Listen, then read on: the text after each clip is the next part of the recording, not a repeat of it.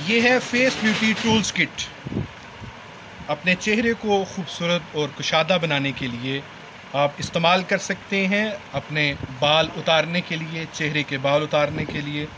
और इसके साथ एक एक्स्ट्रा 5 in 1 चीज़ जो उन्होंने दी है वो है मसाजर।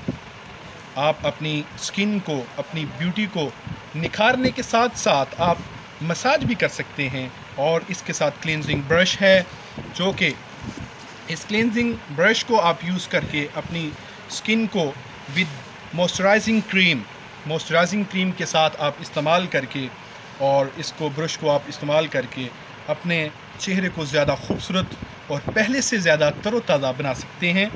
और इसके साथ इस मशीन की बहुत सारी खूबियां हैं, जैसा कि इस मशीन के साथ जो ऑन ऑफ बटन है आप इसको इस्तेमाल कर सकते हैं।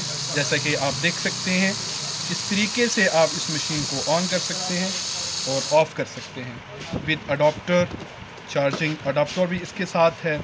और इसके साथ एक्स्ट्रा ऑर्डिनरी जो है, उन्होंने 5 चीज़ें जो दी हैं वो आपको पहले बता चुका हूँ। एक मसाजर, एक क्लींजिंग और एक मसाजर